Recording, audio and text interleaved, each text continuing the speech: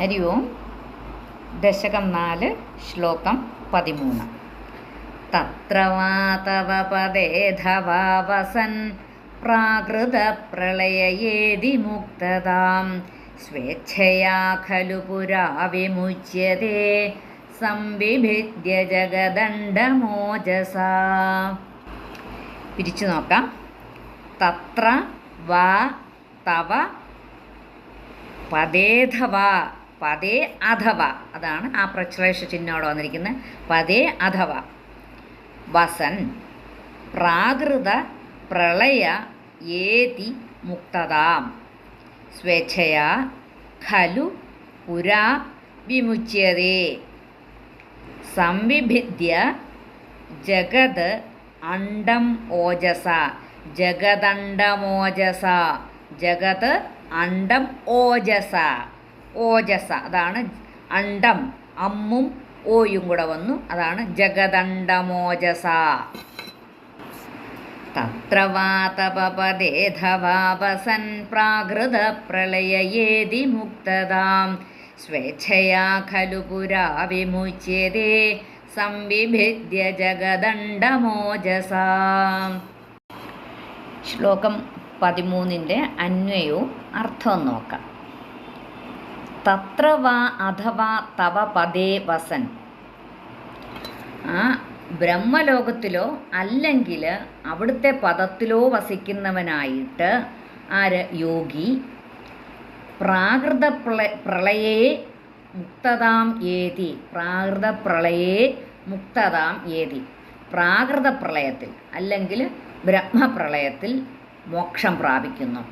ആ ബ്രഹ്മപ്രളയമൊക്കെ പറയണമെങ്കിൽ കുറച്ചുണ്ട്, അതിൻ്റെ ആ കണക്കും കാര്യമൊക്കെ, അത് പിന്നെ ഒരവസരത്തിൽ പറയാം. അത് പ്രാകൃത പ്രളയേ മുക്തതാം ഏതി അഥവാ സ്വേച്ഛയാ പുരാ ഖലു, അല്ലെങ്കിൽ ഇച്ഛാനുസാരം പ്രാകൃത പ്രളയത്തിനു മുമ്പ് തന്നെ ഓജസാ ജഗദണ്ഡം സംവിഭിദ്യ വിമുച്യതേ, തൻ്റെ യോഗബലം കൊണ്ട് ബ്രഹ്മാണ്ഡം പിളർന്നിട്ട് മോക്ഷം പ്രാപിക്കുന്നു. ഓജസാ ജഗദണ്ഡം സംവിഭിദ്യ എന്നുവെച്ചാൽ പിളർന്നിട്ട് വിമുച്യതേ മോക്ഷം പ്രാപിക്കുന്നു. അപ്പോൾ ബ്രഹ്മലോകത്തിലോ വൈകുണ്ഠലോകത്തിലോ വസിക്കുന്ന അങ്ങയുടെ ഭക്തൻ പ്രാകൃത പ്രളയം ഉണ്ടാകുമ്പോൾ മുക്തനായി തീരുന്നു. ഭക്തന് മറ്റൊരു തരത്തിലാണ് ആഗ്രഹം എന്ന് വരികിൽ ആ പ്രാകൃത പ്രളയത്തിന് മുമ്പേ തന്നെ സ്വന്തമായിട്ട് ഓജസ് കൊണ്ട് ആ ബ്രഹ്മാണ്ഡത്തെ ഭേദിച്ച് മുക്തനായിത്തീരുന്നു. പ്രളയം, പ്രളയം എന്ന വാക്കിൻ്റെ അർത്ഥം എന്താണ്? പ്രഹസേന ലയിക്കുന്നത് പ്രളയം, ലയനം സംഭവിക്കുന്നു, അതാണ് പ്രളയം എന്ന് പറയുന്നത്. പ്രളയം 4 വിധം പ്രളയമുണ്ട്. നിത്യപ്രളയം, നൈമിത്തിക പ്രളയം, ബ്രഹ്മപ്രളയം, പ്രാകൃത പ്രളയം, മഹാപ്രളയം. ഇത് 3 ഒന്ന് തന്നെയാണ്. എന്നുവെച്ചാൽ ബ്രഹ്മപ്രളയം, പ്രാകൃത പ്രളയം, മഹാപ്രളയം. അപ്പോൾ അത് 3ാമത്തെ പ്രളയം. പിന്നത്തേത് ആത്യന്തിക പ്രളയം. ഇങ്ങനെ 4 പ്രളയമാണ് ഉള്ളത്. അപ്പം ഈ നിത്യപ്രളയം എന്ന് പറയുന്നത് നിത്യേന ഉണ്ടാകുന്ന പ്രളയം എന്ന് വെച്ചാൽ നാം അനുഭവിക്കുന്ന ആ ഒരു ആനന്ദം.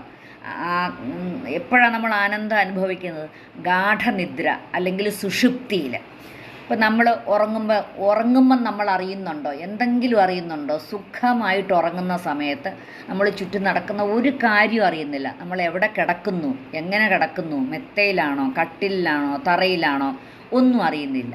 പക്ഷെ ഉറക്കം ഉണർന്നു കഴിയുമ്പോൾ നമ്മൾ പറയും, നമ്മൾ സുഖമായി ഉറങ്ങി, ഇന്നലെ ഞാൻ സുഖമായി ഉറങ്ങി. പക്ഷെ ഉറങ്ങുന്ന സമയത്ത് അറിയുന്നുണ്ടോ? ഇല്ല. അതുകൊണ്ട് അങ്ങനെയുള്ള ആ നിത്യേന അനുഭവിക്കുന്ന ആനന്ദമല്ല ഗാഠനിദ്ര അല്ലെങ്കിൽ സുഷുപ്തിക്കാണ് നിത്യപ്രളയം എന്ന് പറയുന്നത്. എന്നുവെച്ചാൽ ദിവസേന അനുഭവിക്കുന്നത്. അടുത്തത് നൈമിത്തിക പ്രളയം. അത് ബ്രഹ്മാവിൻ്റെ നിദ്ര മൂലമുണ്ടാകുന്ന പ്രളയത്തിനെയാണ് നൈമിത്തിക പ്രളയം. അപ്പോൾ ബ്രഹ്മാവിൻ്റെ നിദ്ര എപ്പോഴാണ് ഉണ്ടാകുന്നത്?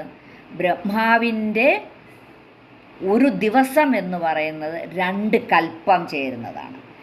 നമുക്കും അത് തന്നെ, നമുക്ക് പകലെന്നും രാത്രിയെന്നും നമ്മൾ പറയും നമുക്ക് 24 hours മൊത്തത്തിൽ. ബ്രഹ്മാവിൻ്റെ ഒരു ദിവസം എന്ന് പറയുമ്പോൾ 2 കൽപ്പം. അതിൽ ഒരു കൽപ്പം എന്ന് പറയുന്ന അത് ആദ്യത്തെ കൽപ്പം എന്ന് പറയുന്നത് പകലും, രണ്ടാമത്തെ കൽപ്പം എന്ന് പറയുന്നത് രാത്രിയുമാണ്. അപ്പോൾ ഒരു കൽപ്പം തന്നെ ഒരു ചതുർയുഗമുണ്ട്, ഒരു ചതുർയുഗം. അപ്പോൾ ഒരു ചതുർയുഗത്തിൽ എത്ര യുഗങ്ങളുണ്ട്? ചതുർ എന്ന് പറഞ്ഞാൽ 4 യുഗങ്ങൾ. അപ്പോൾ അത് ഏതൊക്കെയാണ്? കൃതയുഗം, ത്രേതായുഗം, ദ്വാപരയുഗം, കലിയുഗം. അപ്പോൾ കൃതയുഗത്തിൽ എത്ര വർഷമുണ്ട്? 17,28,000 വർഷം കൃതയുഗം. ത്രേതായുഗം 12,96,000 വർഷം. ദ്വാപരയുഗം 8,64,000 വർഷം. കലിയുഗം 4,32,000 വർഷം. ഇപ്പം നടക്കുന്നത് ഏതാ? കലിയുഗം. കലിയുഗത്തിൽ എത്ര വർഷം കഴിഞ്ഞു? 5100 വർഷം പിന്നിട്ടു. അപ്പോൾ 5100 വർഷം പിന്നിട്ടിട്ട് ബാക്കി നമുക്കിനി എത്ര വർഷമുണ്ട്? 4,32,000 മൈനസ് 5100 വർഷം. അപ്പോൾ എത്ര? 4,27,900 വർഷം ഇനി കലിയുഗത്തിൽ തന്നെ ബാക്കിയുണ്ട്. അപ്പം ഈ ഒരു ചതുർയുഗം എന്ന് പറയുന്നത് എത്രയാണ് അപ്പം മൊത്തത്തിൽ വരുന്നത്? ഈ 4 യുഗത്തിലെ വർഷങ്ങളെ ഒരുമിച്ച് കൂട്ടുമ്പം 43,20,000 വർഷം എന്ന് പറഞ്ഞാൽ ഒരു കൽപ്പം. ആ ഒരു കൽപ്പം എന്ന് പറയുന്നത് ഏതാണ്ട് ബില്യനിൽ പറയണേ 4.32 ബില്യൺ വർഷമാണ് ഒരു കൽപ്പം എന്ന് പറയുന്നത്. ആ ഒരു കൽപ്പമാണ് ബ്രഹ്മാവിൻ്റെ ഒരു പകൽ.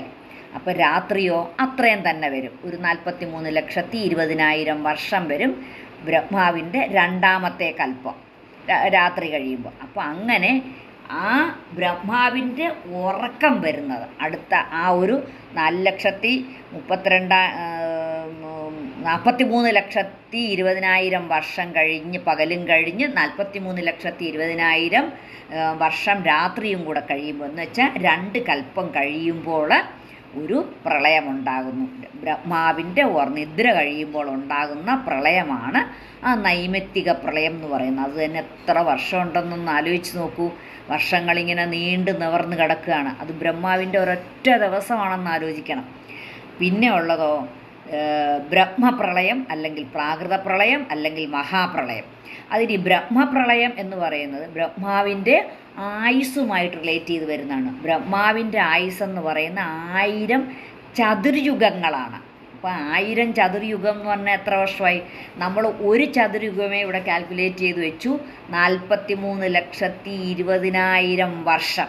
അപ്പം അത് ഇൻറ്റു 1000, അത് വായിക്കാൻ അറിയത്തില്ല, കുറേ പൂജ്യങ്ങൾ വരും. അപ്പം അത്രയും ലക്ഷം അല്ലെ അത്രയും ബില്യൺ വർഷമാണ് ബ്രഹ്മാവിൻ്റെ ആയുസ് എന്ന് വെച്ചാൽ ഒരു ചതുർയുഗം ഇൻറ്റു 1000, 1000 ചതുർയുഗങ്ങൾ കഴിയുന്നതാണ് ബ്രഹ്മാവിൻ്റെ ആയുസ്. അപ്പോൾ ആ ബ്രഹ്മാവിൻ്റെ ആയുസ്സുമായിട്ട് അങ്ങനെ ബ്രഹ്മാവിൻ്റെ ഒരു ആയുസ് കഴിയുമ്പം വരുന്നതാണ് ബ്രഹ്മപ്രളയം. അത് പ്രകൃതിയുമായിട്ട് റിലേറ്റ് ചെയ്ത് സംസാരിക്കുമ്പോഴത്തേനും പ്രാകൃത പ്രളയം എന്നും എല്ലാ പ്രകൃതിയും ഇങ്ങനെ നശിച്ച് എല്ലാം ഇല്ലാണ്ടായിട്ട് ലയിച്ച് ഭഗവാനിൽ ലയിക്കുന്നു, എല്ലാം ഭഗവാനിൽ ലയിക്കുന്നു. പിന്നെ ഇപ്പം ശിവൻ്റെ കാര്യം പറയുകയാണെങ്കിൽ ശിവനിലേക്ക്, കൃഷ്ണൻ്റെ കാര്യം പറയുകയാണെങ്കിൽ കൃഷ്ണനിലേക്ക്, അത് ദേവിയുടെ കാര്യം പറയുകയാണെങ്കിൽ ദേവിയിലേക്ക്, എല്ലാം ഇതൊന്നാണെന്ന് നമ്മളപ്പം മനസ്സിലാക്കണം. അപ്പം ആരുടെ കാര്യമാണോ നമ്മൾ സംസാരിക്കുന്നത് അതുമായിട്ടാണ് നമ്മൾ ഈ പ്രണയത്തെ പറയുന്നത്.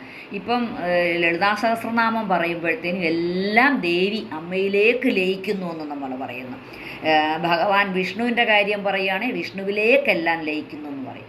ശിവൻ്റെ കാര്യം പറയുകയാണെങ്കിൽ എല്ലാം ശിവനിലേക്ക് ലയിക്കുന്നു എന്ന് പറയും. ഇപ്പം ബ്രഹ്മാവ് ഉൾപ്പെടെ ഭഗവാനിലേക്ക് ലയിക്കുന്നു, പ്രകൃതി മുഴുവനായിട്ട്. അത് പ്രാകൃത പ്രളയം. ഇതിനെ എന്താ പറയുന്നത്? ഇതിനെ തന്നെയാണ് മഹാപ്രളയം എന്നും പറയുന്നത്. അതുകൊണ്ട് മൂന്നാമത്തെ പ്രളയം ബ്രഹ്മപ്രളയം, പ്രാകൃത പ്രളയം, മഹാപ്രളയം, ഇത് മൂന്നും ഒന്ന് തന്നെയാണ്. അത് മൂന്നാമത്തെ. ആത്യന്തിക പ്രളയം, നാലാമതൊരു പ്രളയമുള്ളത്. അതെന്തുവാ? നമ്മുടെ ജീവാത്മാവ് പരമാത്മാവിൽ ലയിക്കുന്നത് എന്ന് വെച്ചാൽ ഒരാൾക്ക് മുക്തി കിട്ടുന്നത്, മുക്തി നേടുന്നതിനെയാണ് ആത്യന്തിക പ്രളയം എന്ന് പറയുന്നത്. പിന്നെ എന്തോ മന്വന്തരങ്ങൾ. എന്തുവാണ് ഈ മന്വന്തരങ്ങൾ എന്ന് പറയുന്നത്? ഈ ഒരു ബ്രഹ്മ ആയുസ് എന്ന് പറയുന്ന 1000 ചതുർയുഗമാണ്.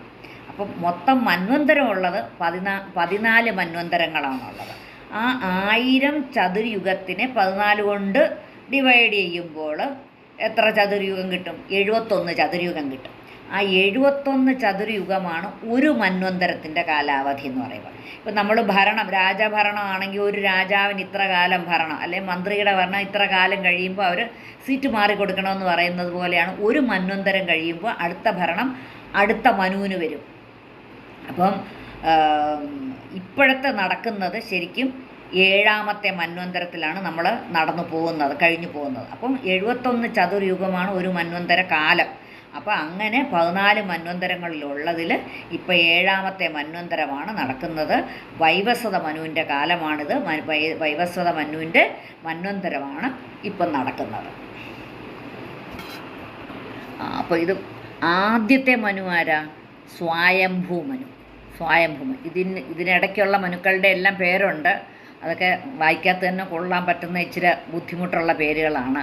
ഇപ്പോഴത്തെ മനു എന്ന് പറയുന്ന വൈവസ്വത മനു, ആദ്യത്തെ മനു സ്വയംഭുവ മനു.